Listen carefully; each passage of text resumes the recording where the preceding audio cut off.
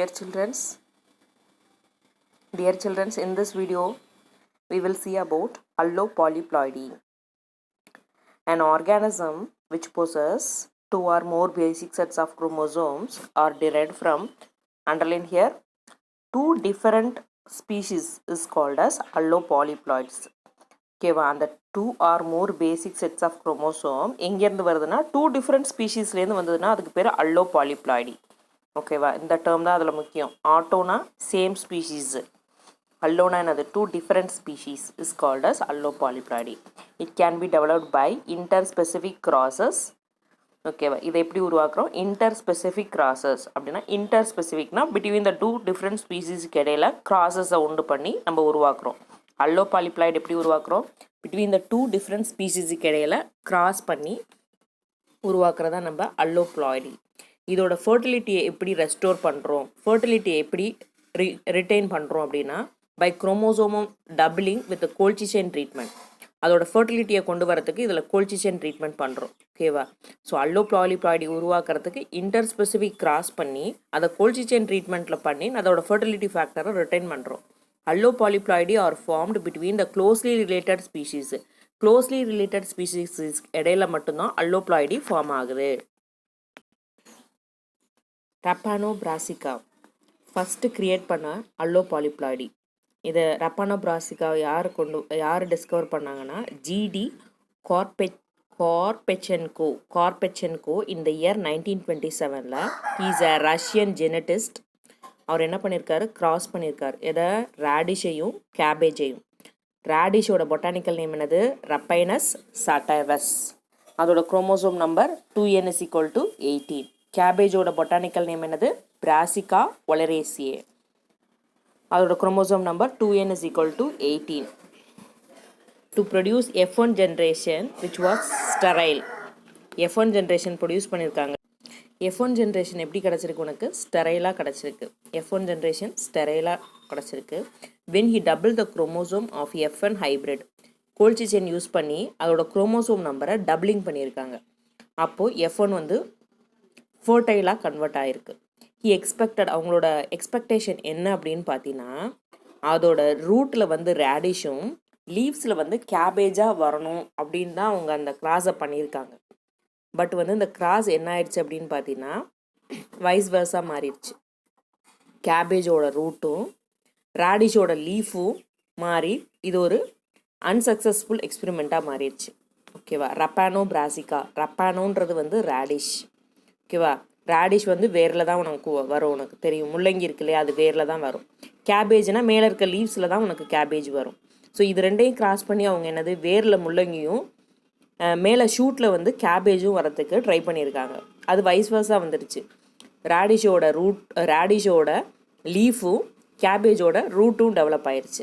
அதுதான். ஓகேவா, ஸோ இதில் வந்து அதோட பொட்டானிக்கல் நேம் பார்த்தீங்கன்னா ரப்பானஸ் சட்டைவஸ்ஸு. அதோட குரோமோசோம் நம்பர் வந்து 18. அது கேபேஜுக்கு வந்து பிராசிகா ஒலரேசியே. அதோட குரோமோசோம் நம்பர் வந்து 18. F1 ஜென்ரேஷனில் ஸ்டெரைலாக கிடச்சிருக்கு. அதை ஃபர்டைலாக மாற்றுறதுக்கு கோல்சிஷன் ட்ரீட்மெண்ட் பண்ணி குரோமோசோம் நம்பரை டபுளிங் பண்ணும்போது அது ஃபர்டைலாக கன்வெர்ட் ஆகிருக்கு. ஃபர்டைலாக கன்வெர்ட் ஆனாலும் அவங்களோட ரிசல்ட்டை வந்து அது தரலை. ஓகே, அடுத்த செகண்ட் எக்ஸாம்பிள் பார்த்தீங்கன்னா ட்ரிட்டிகேல் அப்படின்றது த சக்ஸஸ்ஃபுல் ஃபஸ்ட் மேன்மேட் சிரல். அண்டர்லைன் பண்ணி வச்சுக்கோ. 1 மார்க் கொஷின், 5 மார்க் கொஷினும் இது தான் கேட்பாங்க. சக்ஸஸ்ஃபுல் ஃபஸ்ட் மேன்மேட் சிரல் எது? ட்ரிட்டிகேல். அந்த ப்ளாய்டி லெவலை வச்சு இதை 3 டைப்ஸாக பிரிக்கிறாங்க ட்ரிட்டிகேலை. ஃபஸ்ட்டு டெட்ராப்ளாய்டி. டெட்ராலாலே உனக்கு தெரியும் 2n +2 குரோமோசோம் சேர்ந்துருக்க தான் டெட்ராப்ளாய்டி. அதாவது கிராசஸ் பிட்வீன் டிப்ளாய்டு வீட்டுக்கும் டிப்ளாய்டு ரைக்கும் கிராஸ் பண்ணுறதா என்னது? டெட்ராப்ளாய்டி. ஓகேம்மா, crosses between diploid wheat and diploid rye is called as tetraploidy. அடுத்து ஹெக்ஸாப்ளாய்டினா என்னன்னு பாரு. ஒரு டெட்ராப்ளாய்டி வீட்டுக்கும் crossed with Triticum durum and the rye வந்து 2n தான். ஓகேவா, ஸோ அந்த டெட்ராப்ளாய்டி எங்கே என்னது? ட்ரிட்டிகம் டியூரம் அப்படின்ற ஒரு மேக்ரோனி வீட்டு. ட்ரிட்டிகம் டியூரம் அப்படின்றது என்னது? ஒரு மேக்ரோனி வீட்டு. அது 4n ப்ளஸ் ரை வந்து 2n. இதை நம்மளுக்கு கிராஸ் பண்ணும்போது நம்மளுக்கு என்ன கிடைக்கும்? 6x எக்ஸாப்ளாய்டி கிடைக்கும். அடுத்து ஆக்டோப்ளாய்டி, crosses between hexaploidy wheat. Hexaploidy 6N, hexaploidy wheat 6N is crossed with the rye. Common ரைக்கு என்னது 2N.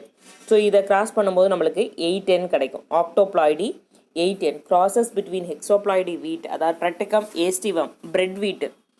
Hexaploidy என்னது Triticum aestivum bread wheat is crossed with rye. We can get the octoploidy. ஓகேவா? So the depends upon the ploidy லெவலை வச்சு இந்த 3 main குரூப்ஸாக பிரிக்கிறாங்க. டெட்ராப்ளாய்டி ஒன்று, ஹெக்ஸாப்ளாய்டி ஒன்று, டெட்ராப்ளாய்டி, ஹெக்ஸாப்ளாய்டி, ஆக்டோப்ளாய்டி. டெட்ராப்ளாய்டிக்கு எது எக்ஸாம்பிள் கொடுத்துருக்காங்க? ட்ரிட்டிகம் டியூரம், அது ஒரு மேக்கரோனி வீட்டு. எக்ஸாப்ளாய்டிக்கு ட்ரிட்டிகம் ஏஸ்டிவம், அது ஒரு பிரெட் வீட். ஓகே, இப்போ எக்ஸ்பெரிமெண்ட் வந்து உனக்கு டெமான்ஸ்ட்ரேட் பண்ணியிருக்காங்க. எக்ஸாப்ளாய்டி triticale hybrid plant demonstrate the characteristics of both macaroni wheat and rye. So இப்போ இந்த எக்ஸ்பெரிமெண்ட்டில் எதை டெமான்ஸ்ட்ரேட் பண்ணியிருக்காங்கன்னா, ரெண்டோட கேரக்டர்ஸும் மேக்ரோனி வீட்டோட கேரக்டரும் ரையோட கேரக்டருமே அந்த பிளான்ட்டில் எக்ஸ்பிரஸ் ஆகணும். ஓகேவா? They combine the high protein content of the wheat. Underline பண்ணி வச்சுக்கோ. வீட்டில் என்ன இருக்குது? ஹை ப்ரோட்டீன் கண்டென்ட் இருக்குது. ரையில் பார்த்தீங்கன்னா high content of the amino acid lysine இருக்குது. ரையில் என்ன இருக்குது? லைசின் வந்து ப்ரெசண்ட்டாக இருக்குது. விச் இஸ் லோ இன் வீட். வீட்டில் வந்து லோவாக இருக்குது. அண்டர்லைன் பண்ணிக்கோ. வீட்டில் எது இருக்குது? ஹை ப்ரோட்டீன் கண்டென்ட் இருக்குது. ரையில் பார்த்தீங்கன்னா lysine content, amino acid lysine வந்து அதிகமாக இருக்குது. இது ரெண்டையும் கிராஸ் பண்ணி ரெண்டையும் ஒரே பிளான்ட்டில் வர வைக்கணுன்றதான் இந்த எக்ஸ்பெரிமெண்ட்டோட கோல்.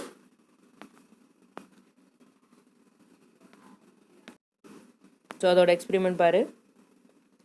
இதான் ஃபஸ்ட் என்னது? Parental generation. பேரண்டல் ஜெனரேஷன் எதை எடுத்திருக்காங்க?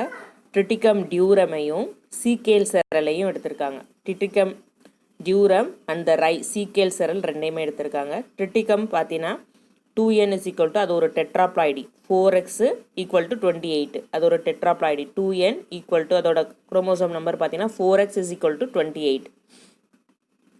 இந்த ரை பார்த்தீங்கன்னா 2X is equal to 14. ரை என்னது? 2X is equal to 14. During the time of gamete formation அப்போ என்ன ஆகுது? இந்த நம்பர் வந்து ரெடியூஸ் ஆகுது. டிப்ளாய்டு இங்கே ஹாப்ளாய்டாக மாறுது. டெட்ராப்ளாய்டி வந்து இங்கே டிப்ளாய்டியாக மாறுது. இங்கே இருக்கிற 28 குரோமோசோம் இங்கே 14 மாறுது. டியூரிங் த கேமெட் ஃபார்மேஷன் அப்போது ஹாஃபாக ரெடியூஸ் ஆகுது. அதே மாதிரி இங்கே இருக்கிற டிப்ளாய்டு இங்கே ஹாப்ளாய்டாக மாறுது. இங்கே இருக்க டிப்ளாய்டி மோனோப்ளாய்டியாக மாறுது. டிப்ளாய்டு எப்படி மாறுது? மோனோப்ளாய்டியாக மாறுது. இந்த 14 குரோமோசோம் இங்கே 7 குரோமோசோமாக மாறுது. இது ரெண்டுக்கும் இடையில கிராஸ் பண்ணும்போது நம்மளுக்கு என்ன கிடைக்குது? ட்ரிப்ளாய்டி கிடைக்குது. 2N is equal to 3X equal to 21. 14 + 7 21 chromosomes கிடைக்குது. ஸோ இதுதான் ட்ரிப்ளாய்டி. F1 ஜென்ரேஷனில் உனக்கு எப்படி இருக்குது? ஸ்டெரைலாக இருக்குது. இந்த ஸ்டெரைலை ஃபோர்டைலாக மாற்றணும்னா நம்ம என்ன பண்ணணும்? குரோமோசோம் நம்பரை டபுள் பண்ணணும். குரோமோசோம் நம்பரை டபுள் பண்ணணும்னா என்ன ட்ரீட்மெண்ட்டு? கோல்ச்சி செயின் ட்ரீட்மெண்ட் பண்ணணும். கோல்ச்சி செயின் ட்ரீட்மெண்ட் பண்ணும்போது குரோமோசோம் நம்பர் என்ன ஆயிரும்? டபுள் ஆயிரும். ஸோ அப்போ டிப்ளாய்டு உனக்கு அப்படியே தான் இருக்கும். இந்த 3X உனக்கு என்னவா மாறுது? 6Xஆக மாறுது. இந்த 21 குரோமோசோம் 21 இன்ட்டு 2 வந்து 42 குரோமோசோம்ஸாக மாறுது. இதுதான் ட்ரிட்டிகேல் சிரல். இது ஹெக்ஸாப்ளாய்டி. ஸோ இதில் என்னது? போத் இதில் இருக்கிற ப்ரோட்டீன் கண்டென்ட்டும் இருக்கும், இதில் இருக்கிற லைசின் கண்டென்ட் ரெண்டுமே இதில் ப்ரொடியூஸ் ஆகிற மாதிரி உருவாக்கணும். ஃபஸ்ட்டு மேன்மேட் சிரல் எதுன்னு கேட்டிங்கன்னா ட்ரிட்டிகேல். அடுத்து significance of ploidy ma'am. Important 5 mark question, otherwise it will ask in the 3 marks.